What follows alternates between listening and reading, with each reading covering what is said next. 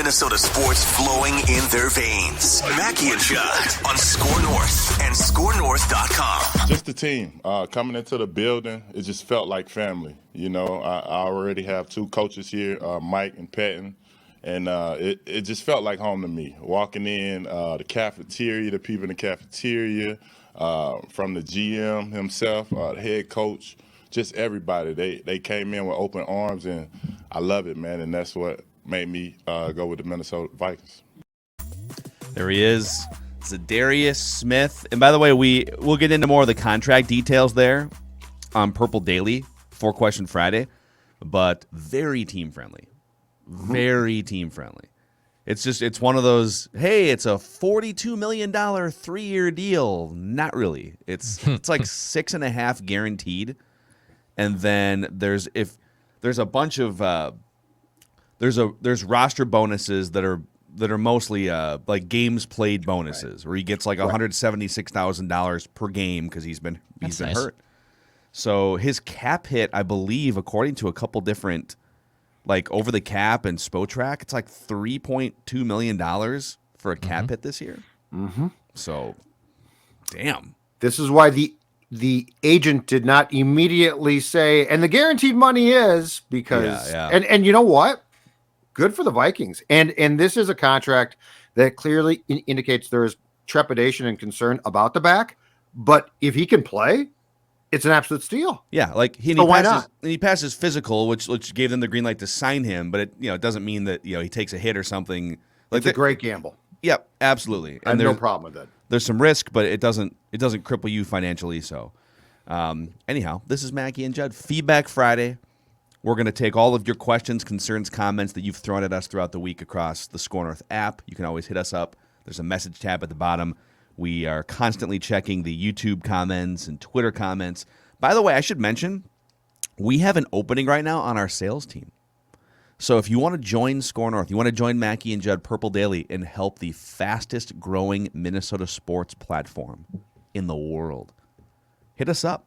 Go to ScoreNorth.com. Keyword sales. Go to scorenorth.com, just type in the keyword sales. You can also send me an email, pmackey@scorenorth.com, and I'll connect you with the right people. But we're looking for people that can help take this thing to another level business-wise. So if that interests you, hit us up. And I promise I will not only learn your name, I will communicate with you. Wow. I will I will learn your name and I will communicate with you. And have I got ideas? Have I got ideas for things? Your ad here, your ad here. He did it the other day, and I was just in the studio dying. I don't know who I said hello to. I do it on purpose now. Yeah. Just so you can hear it. Hello. and it's great because if you drag it out at the end, they're incapable of trying to talk. Like I learned. How's it going? It's bad. It's too quick, and it allows people the opportunity. It's open-ended, man. They could tell you how it's going, and you don't want to know how it's going. Hello is like a long at bat, man. I'm taking the long at bat. Your first pitch swinging. I'm Yankees, Red Sox. I'm dragging out my end so you can't participate in yours. Judd needs to do a masterclass session, some sort of like tutorial or video tutorial on how to avoid social connection and contact with people. See, this is where you're mistaken. I don't mind it. I just want it on my terms. How's it going? I have learned is actually at times an invitation for an answer. Yeah. Oh, it's the work. That's not an invitation. By the way, but I don't want it that way. The people who take the, hey, how's it going, as an invitation to actually tell you how it's going, no. Like, if I really want to know how it's going, I'll ask you a more specific question than how's it going. I'll ask you, hey, how's your dog doing? We just wrote a Curb Your Enthusiasm episode right there. We did. Here's the absolute tell. If I make eye contact with you, I want to talk to you. If how's it going is said like this, how's it going? I have no interest in how it's going. Yeah. I probably don't know your name. Yeah, that's fair. I think people need to be more in tune with social cues. I also think that you need to know the names of people that you've worked with for 10 years, but that's not going to happen. Well, hold on a second. I know the names of people I work with who I have communication with. But just because somebody works down the hallway from me, I don't know my neighbors' names. None of them? Keith lives across the street. We've got a young couple over here and a young woman in that house. Right now, I can't tell you their names. I have no idea. Hello. Dawn knows their names, I think. I have no idea. You might need those people, man. You want those people on your side, man. Those people are close. Those people you don't want those people in a moment of like, should I let that burglar run into that house? That arson that's about to light one of these houses? Nah. That guy's weird. Who cares? You want those people to have your back. All right, I'm just saying. It sounds like that sounds like insurance, Phil. We'll get to that later because for the people that tuned in, for us to discuss playoff odds, we're sorry for the first 5 minutes. Let's get to this one here. All right, Feedback Friday. So this is from Eric Eager, our friend from Pro Football Focus. He posted updated NFC playoff odds via the DraftKings Sportsbook. Tampa Bay and Green Bay, and I'm not going to. This is kind of confusing, so I'll give you the numbers. But Tampa Bay minus 600, Green Bay minus 500, which means you have to bet 600 to win 100 on Tampa making the playoffs. The Rams minus 250, San Francisco minus 225, Dallas minus 270, Arizona minus 110, and the Vikings are in the 7th spot here, plus 100. So the Vikings, and they're just ahead of the Eagles at plus 125, the Saints at plus 160, and Washington at plus 195. Big Tony is the first comment here. Vikings in the 7th spot, feeling right at home. How do you guys feel about these odds? I think the Vikings are in the perfect place because by that point, like they could be that team. That's not the goal. That's not the stated goal of the platforms that we work on. But yeah, I think that's now Tampa Bay. I don't know for sure. So I don't know how I feel about the top of the odds. I think they could be a little bit different. Yeah. But as far as the Vikings go, I think it's incredibly fair. 6, 7, 8, all in play. It kind of shocks me that those 6 teams above them are minus money line, which means they, as it stands right now, are almost locks to be playoff teams, right? Like that's what they're basically saying. Well, I think Tampa and Green Bay are very close to locks according to these odds. Minus 600, minus 500. Then there's a gap. The Green Bay one's a little surprising to me. I get that people do tend to overvalue non-quarterback influence on wins and losses. That like Vegas would tell you that losing Devontae Adams is probably worth like a couple points, maybe like 2 points a game or something. But the public is going to think, oh my God, like especially Vikings fans, like now the Packers are screwed. Well, but the Packers just lost their 2 best wide receivers to free agency and into a trade. And to this point, they haven't found a suitable replacement. So I'm kind of shocked that they're still neck and neck as the NFC favorite in these odds. But yes, the Vikings are right there, like competing for the 7 seed, which is a lot of people think that's great. That's a success. But that's resist 500 football should be another motto on this show. We want the Vikings to win a Super Bowl, and we need to resist 500 football. But the odds are tracking in the direction of fighting for the 7th seed. 500 football. Yeah. Robert via the Score North app says, I think we are trading Dalvin Cook. Clear up some cap, trade for a pick, leave us with 2 running backs, Madison and Nwangwu. Perfect for this scheme and Kevin O'Connell. So he thinks they're going to trade him at the draft? Is that what he's trying to say? Yeah. Given how things have gone so far, I would be absolutely shocked now. 2 months ago, I'd say, oh, yeah, okay. Me too. Can see it. Now, with the amount of guys that they've brought back, and it really does appear like unless there is a trick up their sleeve that I don't see, it really appears that they are largely going to bring the team from 2021 back and try and say that the coach was the problem. So if they trade Dalvin Cook on draft day, I will be now shocked. Yeah, I would also be surprised. Now, I do think Kwesi understands paying a running back as much money as the Vikings are set to start paying Dalvin Cook this year and the next year is not the wisest cap strategy, especially when you have a good, not great quarterback taking up, I think he's the 3rd highest cap hit still right now. So you got to find better value somewhere on your roster. Like Cousins isn't value right now. He's a good quarterback, but he's not the value that like the Bengals are getting with Joe Burrow on a rookie scale, or that the Broncos are getting with Russell Wilson because the Seahawks gave him a signing bonus that they're still eating. Like, they're eating a huge portion of that contract. Right. So where else on your roster are you getting value where you have a player that's drastically outperforming their current level of pay and a salary cap structure? Well, Justin Jefferson for sure, but Dalvin Cook no longer getting that value. Adam Thielen, he's getting paid a lot of money, probably no longer. Like, who is the player on that rookie scale contract? It's not Garrett Bradbury. Well, Brian O'Neill just signed a big contract. I think they're going to tell you that it's probably like Darisaw at left tackle, and they'll tell you Za'Darius Smith now. Like, and that might be right. They'll say, we signed him to a great contract for us. Mm-hmm. I agree with what you're saying completely. I do not, and I will stand by this. I do not think that Kwesi is being allowed to execute completely the plan that you're talking about, which is why it would shock me if Cook got traded now. But you're gonna need some guys, and I think Cam Dantzler could fall if Cam Dantzler is an above average starting cornerback on a rookie deal. Like, okay, but that's what you. And we're gonna talk actually on Purple Daily here in the next couple of days about Bradbury, because I think, man, like, whiffing on that pick was such a chain reaction. Like, it's offensive line stays well below average. It's another first round bust on Rick Spielman's resume. Like, so many dominoes fell because they whiffed on that draft pick. And now they have to find somebody else. Maybe you have to pay more money for a J.C. Treader or go back to the draft. SGM via the Score North app.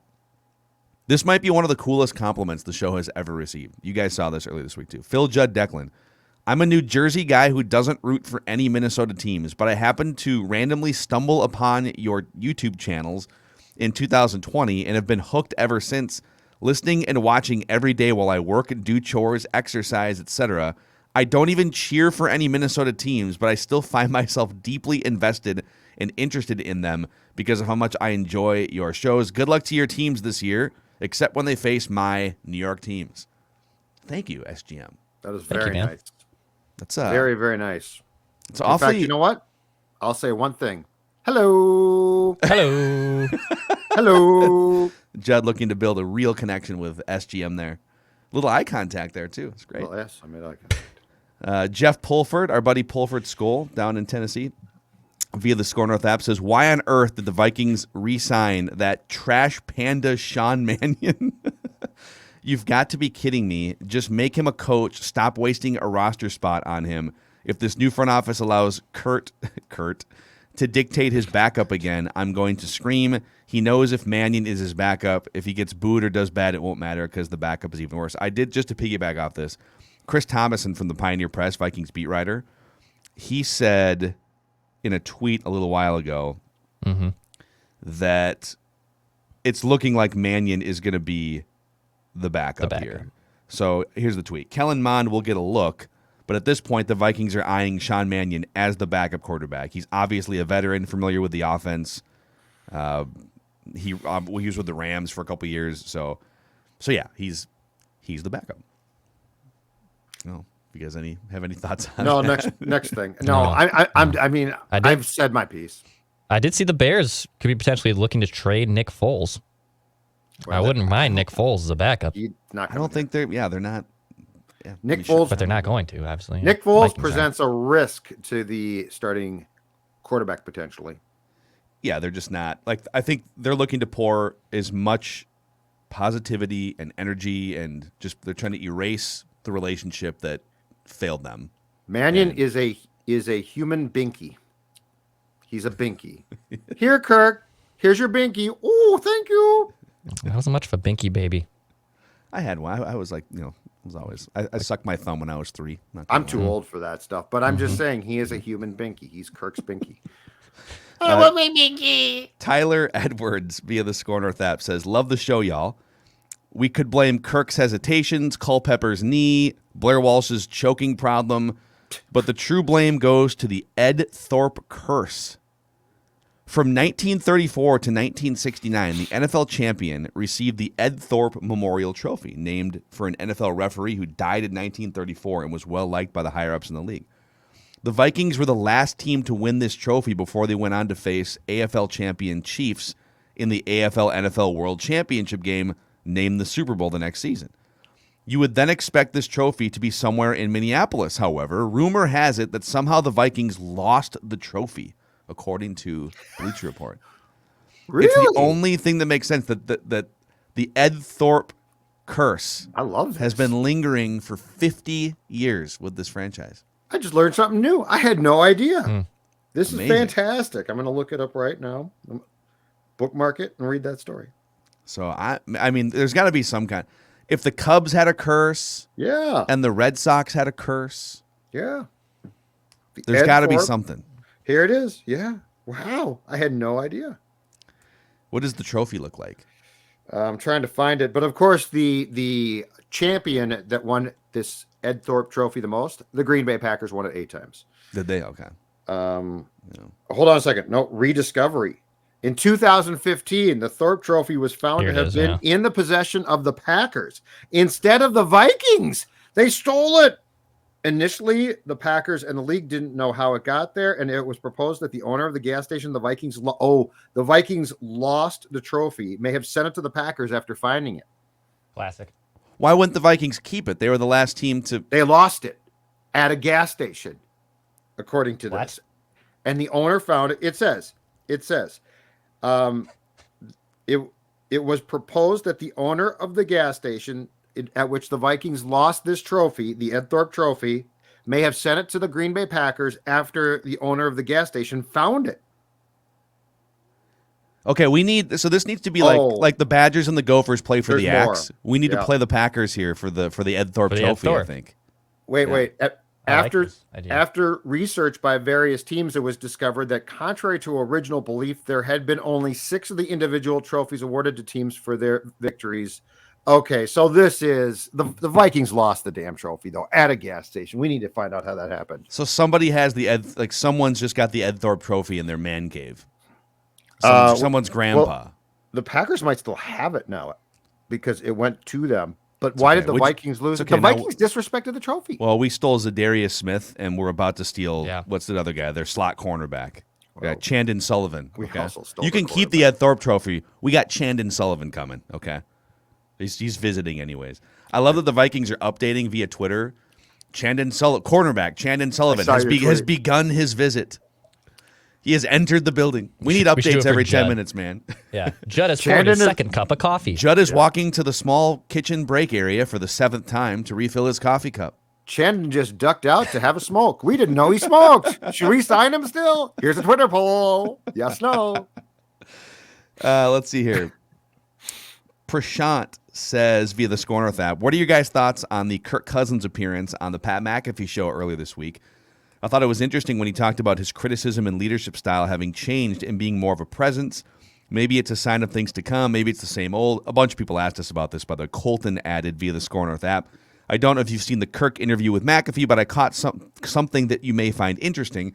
Toward the middle of the interview, Kirk stopped to bring attention to one of the host's mullets. Kirk then said he was recently sporting a mullet as well, going into the 2020 season. He was interested in keeping it for the season, but then he was concerned about the ridicule he would get. He said, quote, a mullet is cool when you're throwing touchdown passes and winning, but the first press conference after a loss, the mullet is suddenly not cool. I thought it was a fascinating admission that no one else seems to have picked up on regarding his mentality and tendency toward being hyper-focused on mistakes. I love that we're psychoanalyzing this. It's great. I know. I may be reading into that too much, but who the hell actually decides their haircut based on the fact that it might be used to bully them if they start losing games? It almost seems to reveal a strange lack of confidence in the man to go out and be great. So I love this. That's really intriguing. And I saw a different clip from his appearance, which, by the way, what I saw was not bad. Like it wasn't as uncomfortable. But the clip that I saw is he's talking about Rodgers, who obviously on Tuesdays goes on McAfee's show, and Kirk is talking about Aaron, and at one point dissecting his game, and is basically talking about Rodgers like we would, like how good he is and how it's incredible what he does. And I mean, it's all true. His game is, but it was not like he was talking about a guy who plays the same position and is in the same profession. It was almost like, well, I mean, here's what he does. Like if you were to get done with that clip and say, how much do those guys make, and are they even remotely close? You'd be like, oh, no way. I mean, Kirk's probably pulling down 10 million or something like that. But he's like talking about it's phenomenal what he can do, and I agree with that. But it's okay, like, would you respect? That's what you're supposed to do. Would you respect him more? Yeah. If he had a mullet. I actually, first of all, I'd laugh, but yes, I think I would. I think if he said, you know what, bleep everybody, I'm going mullet, because I don't care what people think. Yes, I dictate style. Well, I am the man. I Kirk am Cousins. the game. Well, his whole thing is, I'm going to lead because this is what I've been told about how to lead, and I am going to be vocal now. If he just said, screw it, I'm doing my thing, that's how you lead. If Kirk Cousins... I am the game, JR. If Kirk Cousins had a mullet, I would respect him more. Mm-hmm. I'm just going to throw that out there. It'd be genuine. Like, he's basically saying, the genuine me, I don't want to do that. It sounds to me like he's 15. It sounds to me like he's interested in having a mullet, but the fear of being criticized is paralyzing him. Did Kirk, Jared Allen free yourself from what other people think of you?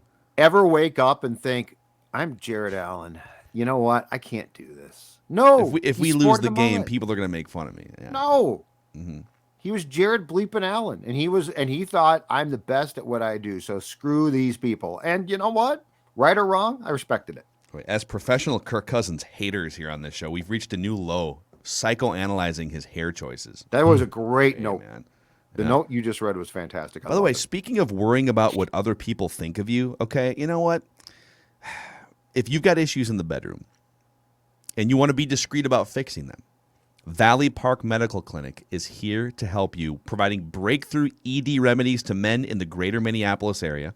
The only clinic in Minnesota to use the True Pulse protocol, one of the most effective solutions for ED available. So don't be embarrassed. Don't be ashamed. Confidently walk into Valley Park Medical Clinic with a highly trained team that will work with you in a discreet manner. ValleyParkMedicalClinic.com. That's ValleyParkMedicalClinic.com. Also, Dennis Kirk, a partner of this show for a number of years. They've helped power Score North and Purple Daily and Mackey and Judd. And as winter turns to spring into summer, riding season is upon us. And Dennis Kirk has you covered with 160,000 parts and accessories in stock and same-day shipping on orders placed before 8 p.m. Dennis Kirk, whatever you ride, Harleys, Indians, Metric Cruisers, sport bikes, if you have a mullet or not, they've got helmets for you. They've got accessories for you, bikes for you. DennisKirk.com. Ride more, wait less. All right. The feedback continues here. Aaron Kanowski via the Score North app says, fun idea that just popped into my head. How about a Friday or a Saturday night? You guys throw back some Surleys and list the greatest Vikings roster of all time by each position. So like Fran Tarkenton at quarterback, Adrian at running back, etc. I think it would be a fun conversation. Love what you guys do. I love this idea. Mm-hmm. I almost feel like we should save it for a rainy day, so to speak, when when the news cycle isn't quite as aggressive. We should just do that on Purple Daily. It could be two shows. Offensive side of the ball, defensive side. Two different shows. Special teams? There'd be some debates. Hey, don't forget, special teams, 3 parts to the game of football, right? You got offense, you got defense, and as Denny Greenhouse said, you got special teams. Don't forget about special teams. I mean, Marcus Sherrills, Chris Walsh. Chris Walsh came right to mind. Keith Barwell, Mitch Berger. Yeah, dude. Who's kicker? Fuad Revez. Ryan Longwell, probably. Ryan Longwell. Yeah, probably. Yeah, it's Ryan Longwell. Is it possible that Ryan Longwell is the greatest kicker in both Vikings and in Packers history? You're going to leave out, just because he missed one kick, you're going to leave out poor Gary Anderson. I can't believe that. Well, if you want to look at the greatest kicking seasons of all time, Blair Walsh may have had the greatest kicking. He went 10 for 10 from 50-plus yards. Rookie year, draft pick, before we before the Vikings got a coach who absolutely destroyed the confidence of kickers. Yeah. So we're going to add that to our – we'll definitely do that. We'll do That's a great idea. All right, Dylan Ray via the Score North app says, what a time to be a Minnesota sports fan. Wild, huge buyers at the deadline. Twins, largest free agent contract in team history. Wolves, dominating teams and hanging with the best in the West. Vikings, loading up for another run, pulling cap space out of nowhere, adding quality pieces. Being a hometown fan without being a homer has never been so much fun. This is fun right now. I mean, every team right now is in their own way pushing, and and we can sit here and poke holes and different things. Like the Twins need more pitching, but like ultimately, this is a pretty fun time to be a Minnesota sports fan. Oh, this last 2 weeks or so has been fantastic. Yes, like we went to bed last Friday having no idea who the Twins shortstop was going to be, and we woke up and it was Carlos bleeping Correa. And I'll say it again, it might be for 1 year. Right now I don't care. Yeah, I don't give a damn. Totally fine with that. Carlos season tickets. I'm all in for this year. Exactly, Declan. And you know what? I'm Team Dex on this one. Good for you. Do they let you buy like could you sign a 3-year contract for season tickets, or like Marlins man tried to do that when the Marlins were tanking, and he was like, "Yeah, all right, you guys need me, so I'll here's $150,000. I want like a 5-year contract." I believe the setup is I'm going month to month with the payment plan. Like I could have just given them all the money right away, or you can just pay it month to month. And then in August is when they're going to ask me to renew. So actually, like that'll be the last one, and then they'll ask me to renew for August. Probably smart, because if they do it in October, people aren't quite as happy. And then I don't know if you say no, do you take the risk of those prices going up or down? Like I don't know yet. So I got to figure out how I want to go about that come August. But right now I got 20 games. I'm ready to rock. I got the Mariners. I have the Dodgers in the first week. I'm excited, man. If on the off chance Correa comes back, my guess is those tickets for 2023 are going up. Yeah. Yeah. With or without your August okay. Yeah. Yeah. So they might apparently lose your seat though. They sold like 150,000 single game tickets in the 24 hours after that signing. See? Spend money to make money. I know it's incredible how that works. All right, Drew Voigt via the Score North app says, idea for Write That Down. My brothers and I have adopted your segment and do a family version of Write That Down. One modification we have made is every few weeks we make a closest to the pin prediction. For example, what will the 2022 Vikings record be? How many points do the Wolves score tonight, etc.? I love that. Sometimes family members submit the same answer. That's okay. So, Drew, it's funny. We actually used to do this as part of Game Show Friday, where we would bring listeners onto the show. Declan's worst nightmare. Declan just started sweating again. Why'd you have to bring that up? Here's what we'll do. We'll start Game Show Friday back up, but we'll bring either Jonathan Harrison or Dave Harrigan back. Yeah, so I don't care who does it, but I'm not doing it. I refuse to produce it. Juggled it with no problem. I don't know Harrigan never complained about Game Show Friday. But yeah, we used to do it where we'd bring a listener on to face Judd or something, and we would ask 5 closest to the pin questions, and then we would, whoever was closest at the end would win a prize or whatever. So, maybe we bring back Game Show Friday. This is a great idea. I like this. Just the closest to the pin. Write that down. It's a really good. Yeah, we have to kind of figure out how that works. And I did not know that our games were being, or our segment ideas were being morphed into at home like board games. They are? Well, it's not a board game, but it's an at home game. Like that's a great idea. Like a family, write that down. That's awesome. I love that.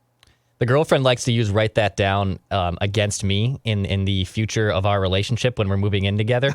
So she likes to say, like, write this down. You are going to complain about me for not having to done your laundry. Write this down. You're going to complain when I clean something up. She's got a whole list of things. And I've told her, send them to Phil. Like, send them to Phil, and we will gladly honor them. And she's like, no, I don't want to do it. It's like, then it's just a game between you and I, and that's not fun. Listen, I mean, if you want maybe relationship, write that down is the next step to our business here, boys. Yeah, that could be it. Okay. Quick word of advice here, Dex. Do your own laundry. Never, ever, ever, though, do hers. Oh, no. Oh, God, no. That stuff, like you dry the wrong thing, and all of a sudden, you're dead. I would take that advice to a new level, because sometimes, like, I so last week I found myself doing laundry for the house, and I err overly on the side of hanging everything. Like, if she has a hooded sweatshirt, I'll throw it in. But like the other 90% of stuff, I don't know. I don't want to shrink this. Whatever. I'm going to hang it. Yep. So good call. There you go. You know what? Right. She does hers. I do mine. That's it. You live your life. I'll live my life. Hello. Laundry wise. Don't bother me. Okay.